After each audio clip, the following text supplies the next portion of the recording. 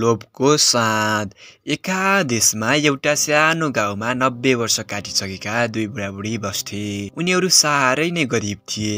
एक दिन बुढालाई सेल खान मन लाग्यो र बुढीलाई भन्न लागे, हेर बुढी, मलाई साह्रै सेल खान मन लाग्यो, त गाउँमा गएर चामल मागेर लिएर म बजार गएर तेल मागेर लिएर आउँछु, अनि सेल पकाएर खाउँला।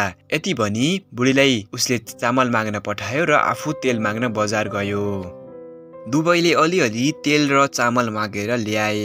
सेल खान पाइने भयो भनेर बुढीले खुब खुसी हुँदै सेल पकाउन थाली। जम्मा 5वटा सेल पाकेछ। त्यसपछि बुढाले भन्यो, हेर बुढी, तैँले मलाई मान्नुपर्छ, त 2वटा सेल खा, म चाहिँ 3वटा खान्छु।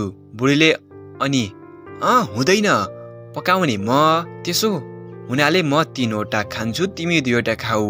बुढा हुँदैन। बुढाले भन्न लागे, हुँदैन बुढी, मैले रहर गरेर पकाएको, म 3वटा खान्छु, त 2वटा खा। यसो गर्दा गर्दै दुई बुढाबुढीको झगडा भयो। सेल दुवैले खान सकेनन्। सेल सेलाउँदै गयो। कसले कति खाने भन्ने कुरा नटुङ्गिएकाले बुढाले बुढीलाई सधैँ बिहान चाँडै उठ्ने भएकाले एउटा जुक्ति सोचेर बुढीलाई भन्यो, हेर बुढी, त्यसो भए म एउटा कुरा भन्छु, सुन। यो सेल सन्दुकमा राखेर हामी दुवैजना सुतौ। चाँडो उठ्नेलाई 2वटा सेल खाने, ढिलो उठ्नेलाई 3वटा खाने है त, भन्यो। बुढीले पनि हुन्छ भनी त्यसपछि सेल सन्दुकमा राखेर बुढाबुढी सुते। भोलिपल्ट बिहानै बिउजिन त दुवैजना बुझिए, तर छिटो उठ्ने हो भने 2वटा सेल मात्र खान पाइने भएकाले दुवैजना सुतिरहे। यसो गर्दा गर्दै जाने क्रममा 3 दिन 3 रात बितिसकेछ। दुईमध्ये कोही पनि नउठेकाले गाउँले छिमेकीहरूले बुढाबुढीको दैलो नखुलेको देखेर बुढाबुढी मरेछन् कि क्या हो भन्ने सोचेर दैलो खोलेर भित्र पसेर हेरे।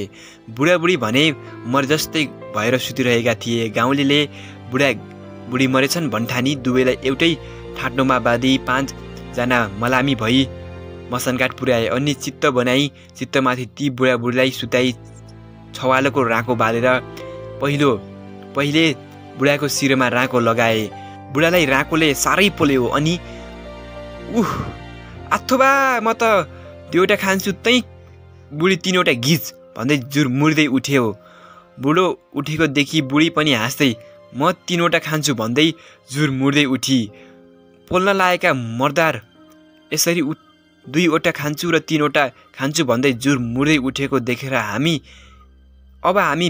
5 जनालाई मसानोमा मुर्दाहरूले खाने भए भनी 5 जना मलामीलेहरूले त्यहीँबाट सुइकुचा ठोकी पो भागे।